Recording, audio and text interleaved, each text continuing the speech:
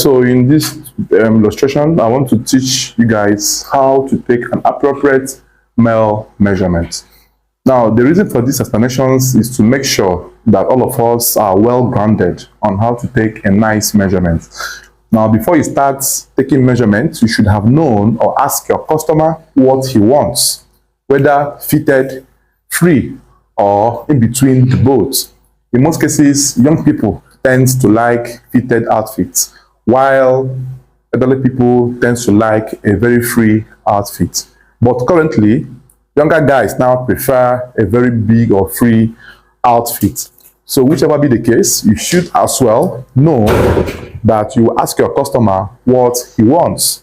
So having said this, now the areas you have to measure are as follows. Number one is the chest for the top, the shoulder, the sleeve length, the round sleeve, the neck, and the top length. You must measure them accordingly the way I listed them.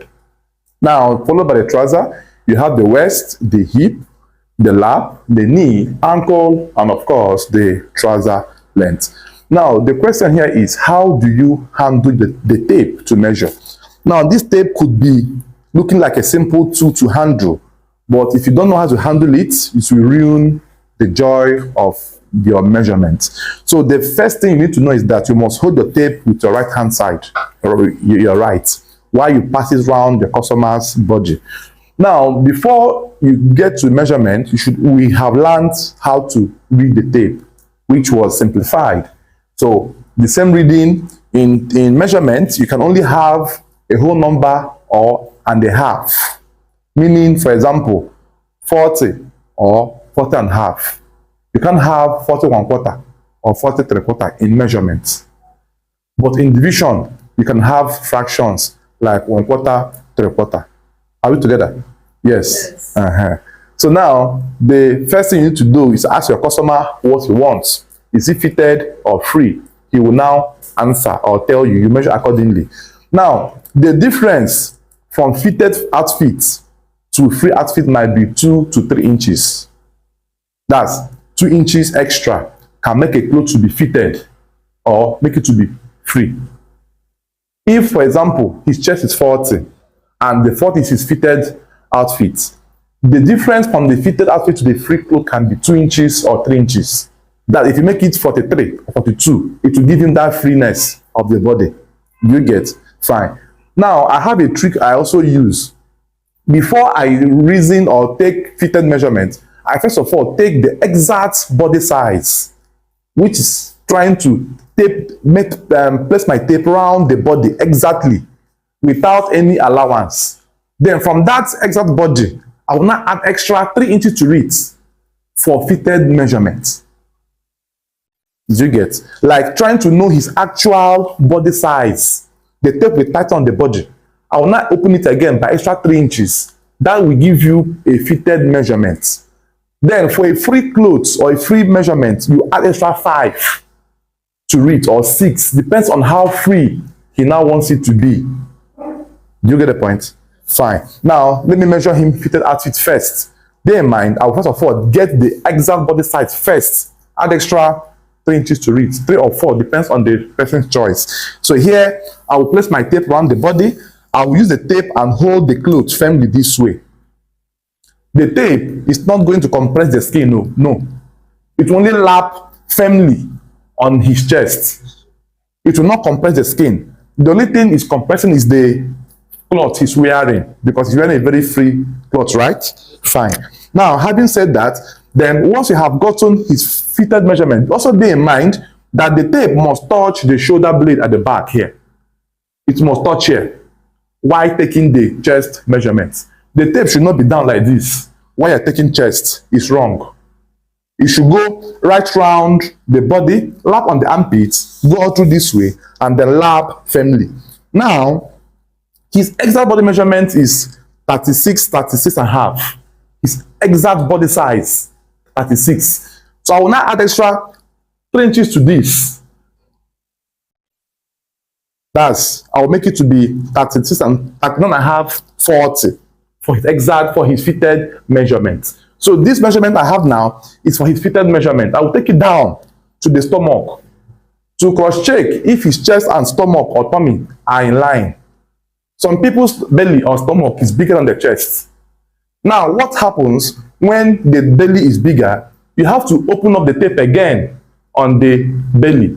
That means you have two values for the chest measurement. Whatever you have on the chest, this was around 39.5 inch. I'll write it slash with the new measurement on the tummy. That means in the cutting of the cloth, you will use the stomach to fold the fabric, but then you will use the chest, apply on the chest, apply the tummy at the half part of the top when you have folded. Are we together? The cutting will not be an A-line form. It won't be straight as in most cases, so that the stomach can be covered and the chest will remain fitted. Now, in the case where you have two values on the chest measurement, to get the armhole, use the value of the chest to get the armhole. Don't use the tummy measurement to get armhole. Armhole remains for the chest region and not the tummy. The tummy is just a way to give convenience or comfort for your customer's belly size. Are we together? Yes. So now his chest is 39.5, 40 for his fitted measurement. All measurements must reach to the waist region and the hip area, because the cloth needs to flow freely at this point without any obstruction. Are we together? Fine. So if you now want to have a bigger cloth, you can now do of this nature, maybe 43. Especially if you're using Jonkoso fabrics for very free outfits, you can make it to be 43, 42. It should be okay for him. Are we together? Yes. This same thing applies both on kids, on every adult. Fine. The chest has been done. The next is your shoulder. Don't stay in front to take the shoulder measurement. Is very wrong. You have to start the back of your customer this way and take the shoulder reading. Now, this shoulder could be full shoulder like this, shoulder, or could be half back. Half back means from the center of the neck, you measure this way and times it by 2. You have the value of the total shoulder. In some cases, it is very difficult to get the bone here and the bone here. Just locate one bone and then start from the center neck this way and measure accordingly. Then times by 2. That's why sometimes you see tell us, right, half back 8, half back 9. It's times 2. That's 16 and 18.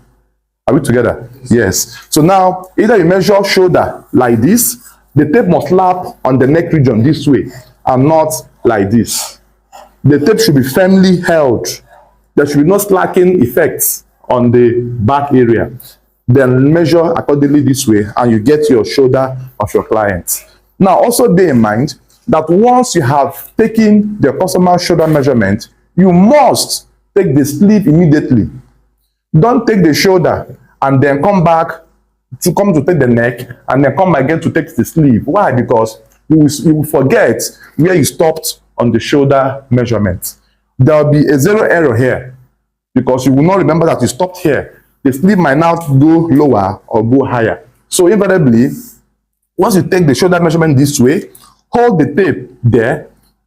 Once you have written the value of the shoulder, hold your tape there and push the tape head to come to that point you stopped from the shoulder, and then take the reading of the sleeve.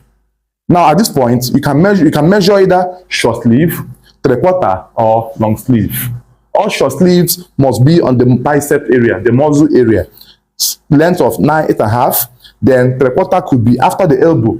Is 3/4. Though some persons might prefer their 3/4 to be on the elbow, while some might want it to go a bit lower. So you measure in your customer's preference or choice. Now, all long sleeves as well should cover the bone here. The wrist bone here should cover the wrist bone here, right? That's for the sleeve length, long sleeve measurement. Now, bear in mind that when you're making a short sleeve measurement, you will have only one value in round sleeve. That you will have only one measurement in round sleeve. What do I mean? If your sleeve length is taken to stop at 9, for example, you will measure only the roundness of that point you stopped as round sleeve. You will ask him to coil his hand this way. You get the exact circumference of his round sleeve. When you're making 3/4, you will have two values in round sleeve. You will measure, if your three-quarter stops somewhere here, for example, you will measure the round sleeve of the bicep this way, and also measure where the sleeve length stops. You have, because this point is smaller than this point, except when you're making a very free outfit, you can now use one measurement here to cover this area as well. Now, when you're making long sleeve, you have three values in round sleeve. You have the bicep area, the elbow area, and the wrist area. So how do you measure the wrist? You make sure that you shift off every bangle or watch and then measure in this form, one finger being inside. Also bear in mind that wherever the tape head is stopping is the indicator of where you are reading. So this tape head stopped at 7.5. That means his wrist is 7.5. One finger must be inside. Now, bear in mind that in round sleeve measurements, there are some sleeves that does not need cuff or button, just a round hand, like Ankara. This is our regular Ankara print. So how do you measure the round sleeve of that area? You measure the roundness of the wrist this way. The Ankara that doesn't have cuff link or button, just a free hand Ankara, you measure this way around, so that the hand can be able to enter when he's putting it on. Once you're making a cloth that doesn't have cuff link or button, measure the round sleeve like this. It will solve you a lot of stress. Fine. After this, the next now is your neckline circumference. Now bear in mind that the neck is different from throat. The neck is the base where the neck is positioned, right? So you measure down this way. The tape must lap and enter round of his body, and then tighten the tape this way. So the neck is 16. One finger will be inside. Don't measure the neck like this. It's wrong. This is how the neck should be measured in this particular form. This way. 16 is the neck. Now the next is the top length. Now top length, bear in mind, they have different lengths of top. You have shirt length, which is normal shirts. You have senator top length. And some persons now prefer some top lengths to go longer than expected. Some top lengths could even stop on the calf, on the knee, and even a full Jalamiya-like top length. So in this case, you measure the top length from the neck edge here, the neck edge this way, and then the tape must lap on the chest, lap on the stomach, and you measure the top length accordingly. Now, don't take the top length from the side like this, it's wrong. The top length must go on the chest, on the tummy, and now measure accordingly where he wants. Now, if you are to recommend where top length should stop, the top length should stop whenever you cover the flap, the zip area. For a normal, the least of the top lengths for normal senator tops. But for shirts, it should stop 5 inches after the waistline. For normal button shirts, you should stop 5 inches after the waistline. Now, if your customer wants to have a length that goes to the knee, you now measure accordingly. Are we together? Yes. Now, after this, the next you have is your trouser. Now, the trouser as well has 6 areas of measurement as well. You have the waist, the hip, the lap, the knee, ankle, and then trouser length. In most cases, some persons can measure calf. Now, calf is from here. This area is your calf, right? Now, the reason for measuring the calf, if you happen to meet footballers or those that have or has big calf area, you need to take reading or the measure the calf measure so that you know how you make their trouser to be. Now, also note that in every good measurement, the measurement on quote, the value of your hips over 4 must be equal to or slightly greater than your laps over 2. For example, if I measure him now, I will check the formula I gave you now, if it's true. If you divide the hip measurement by 4 plus 2 inches, it must be equal to his lap measurement, or it will be a bit bigger than the lap measurement. On no account should your lap over 2 be bigger than your hips over 4 plus 2 inches. Fine. Now let's go ahead to measure the trouser. Now on the trouser measurement, make sure you measure above the belt. Don't measure on the belt. If he happens to put on a belt, don't measure on the belt. And also don't measure where he is sagging. Most customers will come, they are sagging their trouser on their hip or their buttocks. Don't be tempted to measure the waist from the sag point. measure from the waist region where the belly ended. That V point you see your belly ended is from where you measure your waist circumference. So, and also make sure that you place your hand there and know where it is, and then you measure accordingly. Now the belt is somewhere down his target, so I will measure from the actual waist measurement. Now here, the tape should not be too tight nor too free. It should lap firmly on the body. Are we together? Yes, that's for the waist measurement. Now his waist is 30 or 30 and a half at maximum. Now the next you do is the hip measurement. Now on the hip measurement, you will also make sure that you ask your customer to open his legs. Take a balanced position. Now the reason for this is to make sure that the trouser gives him room to walk freely. If the legs are closed, the circumference of the hip becomes small and it will restrict his movement in walking. He will be catwalking. But for a man, all the trouser measurements, the legs should be balanced this way. You measure accordingly to get the actual fullness of the hip. But for ladies, their legs can be closed.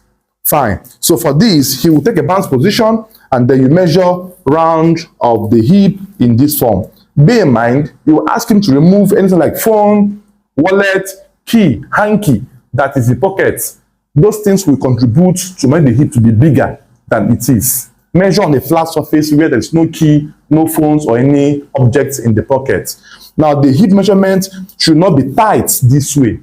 Also bear in mind that this hip area is where the customer will put in his hands after the cloth has been sewn. So you have to give room for that freeness of hand to be pocketed in the pocket this way. Are we together? Yes. So now you open it up this way and then measure the circumference this way. It should be a bit free and glide round in this direction. This is how you measure the hip circumference. The hip is 43. Now I will give a trick. The difference or the difference from a waist circumference to the hip circumference should not be less than 9 inches. If you want to get a good measurement, once you measure your waist, you should expect 9 inches extra to the hip measurement. There should not be close similarity between the waist and the hip, except on kids, because they don't have buttocks yet. Their body is still flat. So if you want to get a good measurement, once you have taken the waist circumference, start predicting what you should expect on the hip, so that whenever you make a mistake, you'll be able to know on time. So the minimum measurement you can get is 7 inches difference. That's the minimum. But the maximum or the range is 9 inches and above. Now the hip measurement we have here is a hip measurement of 42, 43, which is very much okay for me. Now the next you will get is the lap. On the lap measurement, please don't stand erect to measure the lap. It's wrong. At this point, you have a diagonal measurement of the lap as against the circular measurement that it should have been. So what do? You must squat down to measure the lap in this form. He will raise his cloth up this way, and then you measure the lap all through this way. Now still give room, little space here. The tape should be able to glide or move. The tape should be able to glide or move. It should not be tight on the body. The tape will lap this way, should be able to glide or move. After this, you measure the knee as well. The knee is the circumference of the knee region. You also measure. At this point, it should not be too tight nor too big. You should lap and then give like 1 inch extra for it to be able to move. The tape will be moving in this form. After that, the ankle becomes the next. You must measure diagonal. The ankle is the only area you measure diagonally. Why? Because he needs to wear the trouser and pull it off and pull it on. So this, once the trouser is not able to cross here, you will not be able to get a perfect measurement. So now you measure in this form, the calf, the ankle rather, goes in this form. You see how it is. So if he's putting on shoe, he must remove his shoes for you to measure the ankle. As long as it's a first-time customer. Or lastly, you can guess the ankle if he cannot remove his shoes at that moment. After this, you take the length of your trouser, From the waist region, make sure you don't measure from the stacked point. From the real stomach region, measure and stop on the bone here for a normal trouser. Please note that when you're making a baggy trouser, the length should not stop here. It should touch the floor. For all those trousers that have slits at the side, those bongo trousers, the measurement should stop on the floor. Why? Because the beauty of the trouser is when the slit is open and the trouser is resting on the shoe. That's the beauty of a baggy trouser that has the slits. Thanks for watching, guys. See you on the next one. Bye-bye for now.